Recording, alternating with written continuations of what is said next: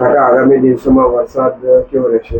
હમણાં 20-22 સપ્ટેમ્બર સુધીમાં રાજ્યના ઘણા ભાગોમાં હળવો વરસાદ થવાની શક્યતા રહેશે. વરસાદ ગાજવીજ સાથે થવાની શક્યતા છે. દક્ષિણ ગુજરાતના ભાગો, સૌરાષ્ટ્રના ભાગો, ઉત્તર ગુજરાતના ભાગો, પૂર્વ ગુજરાતના ભાગો, મધ્ય ગુજરાતના ભાગો, ઘણા ભાગોમાં આ વરસાદ ગાજવીજ સાથે થવાની શક્યતા રહેશે. પણ ઉલ્લેખનીય છે કે 15મી સપ્ટેમ્બરથી ઉત્તર ભારતથી લઈને છેક રાજસ્થાન અને કચ્છના ભાગોમાંથી ચોમાસાની પીછેહટ થશે. પરંતુ ચોમાસાના પીછેહટ વચ્ચે પણ 25મી સપ્ટેમ્બરથી વરસાદ થવાની શક્યતા રહેશે.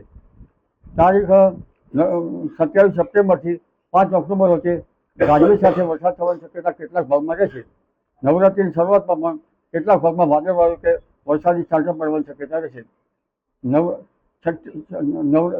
નવરાત્રિની શરૂઆત 25મી તારીખથી 26 તારીખ 27 સપ્ટેમ્બરથી ઓક્ટોબરની 5 સુધીમાં ગાજવીજ સાથે વરસાદ થવાની શક્યતા રહેશે. એટલે દક્ષિણ ગુજરાતમાં વરસાદ વધુ થવાની શક્યતા રહેશે. અન્ય ગુજરાતમાં પણ હાથીઓ ગાજવીજ સાથે વરસવાની શક્યતા રહેશે. 5મી ઓક્ટોબરે દરિયામાં ભારે પવન ફૂંકાશે. 17મી ઓક્ટોબરે પણ દરિયામાં ભારે પવન ફૂંકાશે. 10થી 12 ઓક્ટોબર પર વાદળવાળું કે કેટલાક ભાગ વરસાદ થવાની શક્યતા છે. હવે દિવાળી પર હવામાન કેવું રહેશે એ જોવું રહ્યું. પણ આમ તો પહેલી, બીજી અને ત્રીજી ઓક્ટોબરમાં અરબી સમુદ્ર મજબૂત સિસ્ટમમાં છે, જેના કારણે દક્ષિણ ગુજરાતમાં ભારે વરસાદ થવાની શક્યતા છે. સૌરાષ્ટ્રના કેટલાક ભાગમાં ભારે વરસાદ થવાની શક્યતા છે. આ સિસ્ટમ મજબૂત હશે. જી, નવરાત્રી દરમિયાન વરસાદનું કેવું રહેશે? નવરાત્રી દરમિયાન તો વરસાદનું હવે કહ્યું, નવરાત્રી શરૂઆતમાં ક્યાંક છાંટાછૂટી થવાની શક્યતા રહેશે.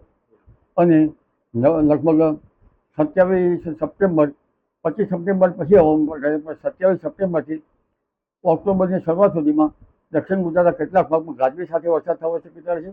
રાજ્યના અલગ અલગ ભાગોમાં પણ વરસાદ થવાની શક્યતા રહેશે.